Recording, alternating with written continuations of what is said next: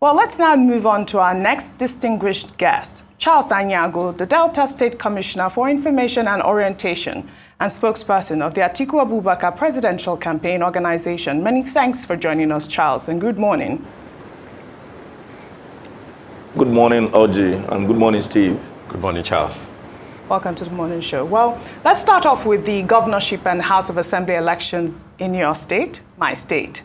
There were reports of violence, voter intimidation. I personally took a story of a PDP chieftain, Fred Ajudua, who was threatening voters in some polling units. And I also want you to touch on the recent accusation by some quarters of the APC. Also, in a recent interview, Ovie Omoagege claimed that in the past, before the Electoral Act was signed into law, the PDP would write results. And he also claimed that he could attest to it because he was in the PDP before. And on this channel, Efe Oforoboruku, if I'm pronouncing his name correctly, he was a former special advisor to Ifeanyi Okowa, saying the same thing.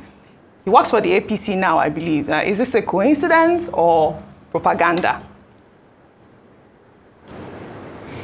Well, let me start from the allegations by Efe Oforoboruku, who, of course, in the course of that interview, made it clear that he was more like a political nomad, jumping from one political party to the other. You heard him when he said he contested on the platform of the Labour Party, on the SDP, ABGA. He moved to DPP, he was in PDP, and now in APC. So, of course, that means that I can't take whatever such a person says seriously, because I expect that people should have integrity and then stay on the path of integrity. But on the issue of whether people were writing results or not in the past, as at that time, I wasn't a participant in that particular process, so I'm not capable of speaking as to the issues of whether people wrote results, electoral results, or whatever. What I can speak to is what has happened in the last 8 years. Since 2014, I have seen political players contest, campaign. Okowa in 2014 went around the 25 local government areas 3 times.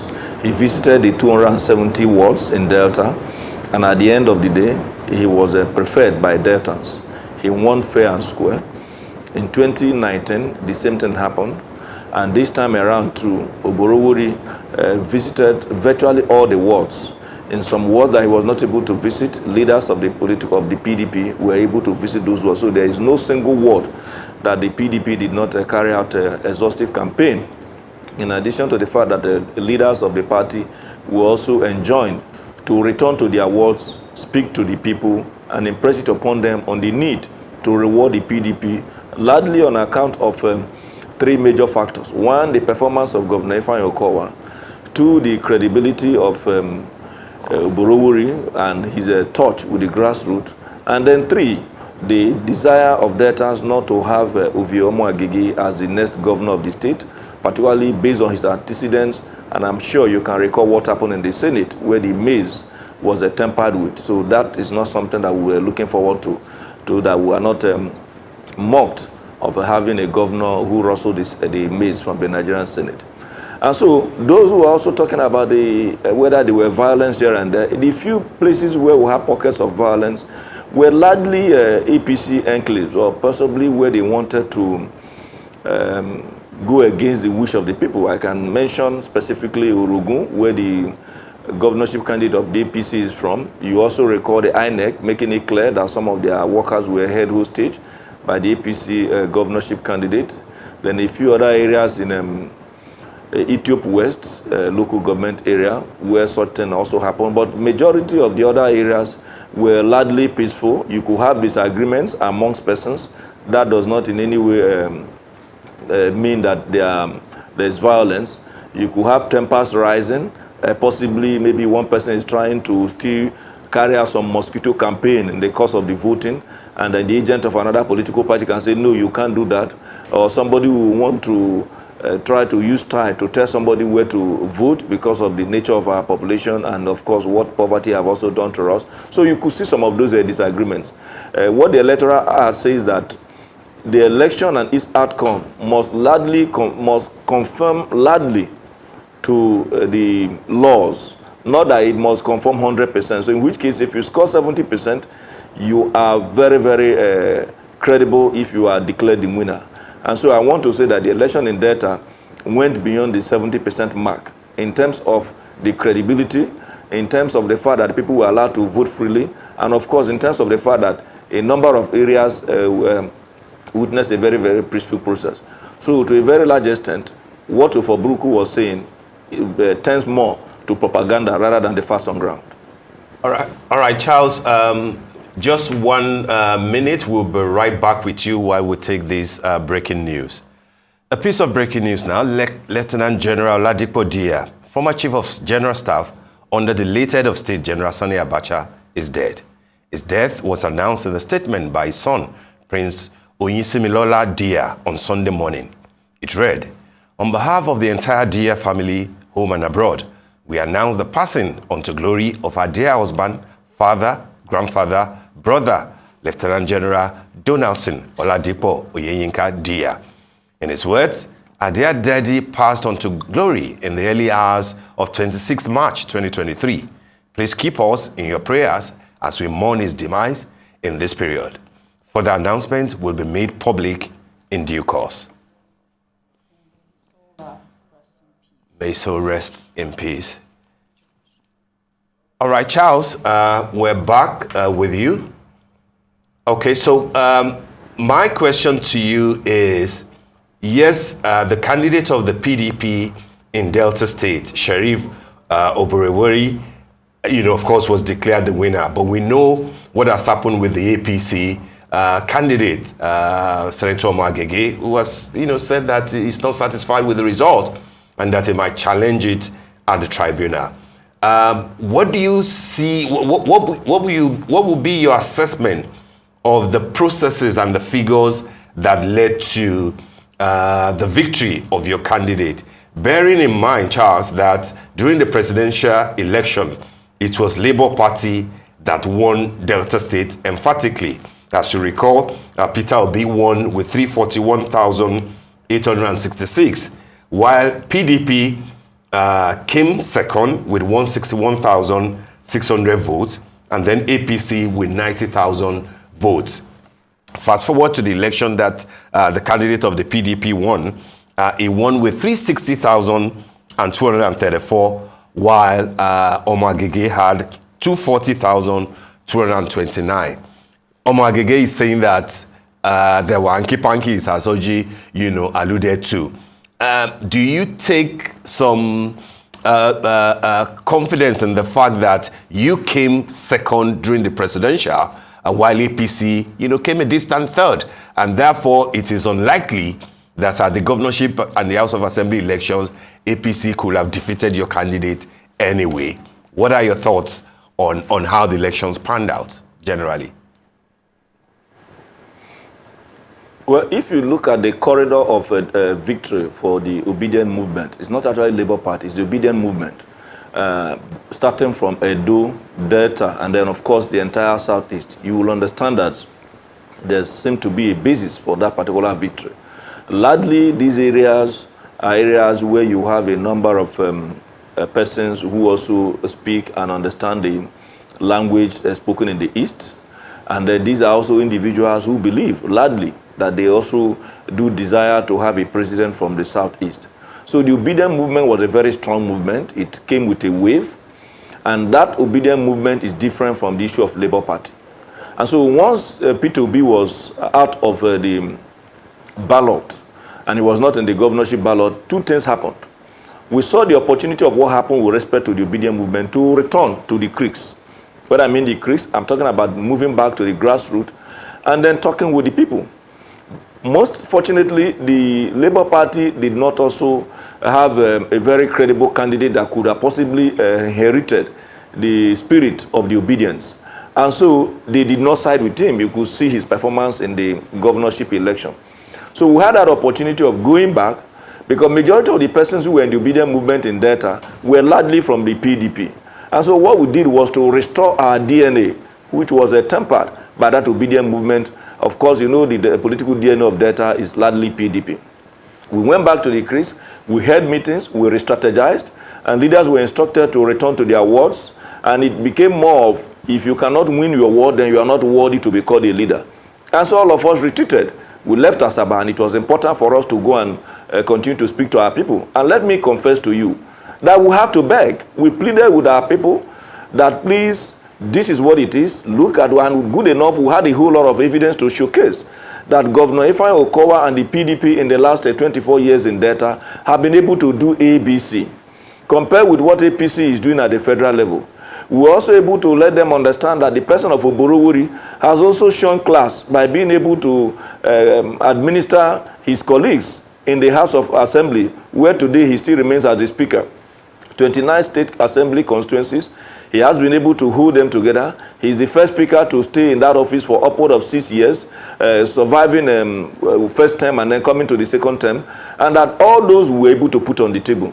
And we also made them believe that a number of projects that are also ongoing, that is Oborowori that is the only one that will be able to sustain them, deliver them, and of course bring about new programs and projects. So that actually got to the minds of our people. And then before you knew it, we were able to have some level of mindset change, particularly when the Labour Party didn't have that kind of candidate that would have inherited the love that the obedience had for Peter Obi. And if you also looked at the presidential election, you saw that the APC did not do better than PDP in Delta. So I wouldn't know where they were thinking they were going to have that overtake. Then thirdly, beyond the fact that we reached out, beyond the fact that the Labour Party did not have that kind of candidate that could have benefited from the love that they have for Peter Obi, we were also able to let them understand that there is a very, very great difference between Sheriff Oborowori and the candidate of the APC, Uviomo Agege. And you did say that Uviomo Agege says he's going to court. Yes, that is within his democratic and constitutional right to do. We don't expect him to begin to clap for us, but he knows quite well that if this election is going to challenge, that he's not going to have anything in his favor, because he knows that he was defeated fair and square. 25 local government areas, he won in 4, and even those 4 could be termed as weak pass, apart from Aniagwu North, which is his own local government. The other 3 local government, we didn't want to begin to dispute some of the things that he and his followers did to be able to secure such victory. It was quite obvious that he was not going to get any place from Delta North that has 9 local government areas, which is where the area that Governor Okowa comes from. In Delta South, they are also looking forward to a man who, by the grace of God, after 8 years, will make it possible for power to also return to Delta South Senatorial District. In 2006, Uviomo Agege kicked against the rotation of the governorship when Iburi was about to leave office. In spite of the fact that he's from the same senatorial district, he contested and stood his ground that he should still remain in the Delta Central Senatorial District. The people in Delta South are able to see that there is a danger if they elect such a person to become a governor, which means by the time he's leaving, he will not make it possible for them now to have also to return to power. That also counted against him. Secondly, since he went to the Nigerian Senate, he has been able to attract a few projects. Every project he attracted, he kept in his own corner of the community, not even in the local government. That also counted against him, even in the Central Senatorial District. Not to talk of the North and the South feeling threatened that if such a person becomes a governor, that is going to deal a dirty blow on the unity that exists today, and then the distribution of projects and policies of program of a government such a way that all the senatorial districts are able to benefit. So he has a whole lot of baggage that wouldn't have made it possible for him to win. The loss was not actually lost because of APC. The loss was because they have a candidate that have not gotten something too good for Deltans. And so in addition to the fact that the PDP have performed, in addition to the fact that we went back to the different wards to speak to our people, in addition to the fact that the Labour Party did not have that candidate that could benefit from the love that Peter Obi enjoyed, and also in addition to the fact that we have a candidate who is in touch with the grassroots in the person of Sheriff Oborowori, there are many factors that was very responsible for the abysmal performance of the APC governorship candidate in Delta. And I can tell you, if they decide to conduct that election tomorrow again, Sheriff will even possibly take up to 23 local government areas beyond the 21 that he took. And so it was a very clear, those who are talking, they really know the truth, that there was no way Uviomo Agege, beyond the fact that they were going to the media to spew a whole lot of propaganda and lies against our government. Tell me, Steve, you have been very busy monitoring some of these programs and policies of different candidates. Oji, my sister, have also kept a very close watch on data. Like, you can't even mention one policy, trust, of the Uviomo Agege campaign. He was only very busy spewing propaganda against the government of Governor Ifeanyi Okowa, forgetting that he's not on the same ballot with Governor Ifeanyi Okowa. He never one day visited any of the groups to campaign to say, this is what I'm going to do or this is not what I'm going to do. He kept telling lies that we borrowed this, even monies that we never borrowed. Those were the things that he kept busy telling the people, and that didn't count for him. So he was actually more like destined to lose this election. And if he comes back again, it will be a bigger loss for him. All right, Charles, you know, we actually have a video where FA had accused the PDP of writing results. But before we go to that video, since you were talking about, you're talking about initiatives, Governor Okowa was on this program last week, and, you know, we grilled him on youth unemployment in the state. He made mention of some initiatives being put in place to boost the economy. Talk to us about some of those initiatives. I am aware of a film village and a recreation center named after Miriam Babangida that Sheriff Obowori will inherit. Are you confident that he will run with that project, particularly? Well, let me tell you that before we even go into the issue of infrastructure, Sheriff Obowori has been very, very part and parcel of the many initiatives of Governor Ifeanyi Okowa. Don't forget, he's the Speaker of the State House of Assembly. For more than 6 years, even before that time, he was a very strong member of the House of Assembly. We have enjoyed the support of our legislative arm since 2015. Every of our policies right from day one were grounded in law. Senator Okowa, the governor of Delta, having had experience of being in the Nigerian Senate, was able to realize the need to be able to strengthen policies by taking advantage of legislative procedures. And so Sheriff Obowori has been very much around in terms of the budgetary provisions for these programs and projects, in terms of approval as to how we can go about these programs and projects. So there is none of them that is new to him. Now, in what we did when we came in was to first of all recognize that we had a very large population of youth that are unemployed. And it was not possible for us to build companies in one day. Neither was it possible for us to now just go and bring everybody into the government by way of declaring employment without vacancy that exists. What we did was to open up a whole lot of windows for the purpose of creating entrepreneurs, because the number of skill sets were more like lacking, to the extent that if you want to maybe construct a POP in your house, you need to begin to look for people from Benin Republic. And so we thought that it was important for us to reverse that trend. And by the grace of God, 8 years down the line, we have not only reversed that trend, we have now been able to produce people that we're exporting to other states. We started a whole lot of skill sets, what we call STEP, skills training entrepreneurship program. We have programs that we call YAGEB, which is Youth Entrepreneurship, Agricultural Entrepreneurship Program, where youths were brought in to get engaged in different forms of agriculture, be it aquaculture, be it crop cultivation, and of course poultry, snairy, piggery, and the likes. A number of youths were trained and at the same time equipped to embark on this program directly. Over 17,000 youths were trained, and these 17,000 youths have also multiplied in a number of areas to the extent that remotely we can talk about over 120,000 Deltans who have now acquired new skills. In addition to that, we started a process of rejuvenating our technical schools. All these programs, Obowori has been part of them. Now, you talked about infrastructure. Beyond the film village and the leisure park named after our very own Miriam Babangida, we have also been able to build a number of structures. Don't forget that we are the only state in Nigeria that established 3 new universities at once. Today, we have 4 state-owned universities that are running to the extent that even when other universities were on strike during the 8 months ASU strike, our universities and other institutions in Delta were running because Governor Okowa, through the support of the House of Assembly led by Sheriff Obowori, has been able to provide the enabling environment for them to continue to thrive. All right, and Charles. so Obowori will not only sustain them, Obowori will run with it. All right, brilliant. I mean, we would have loved to have more time with you, but I'm afraid that we've run out of time. But we must thank you deeply for the insight that you have brought. Thank you, Charles. Thank you very much.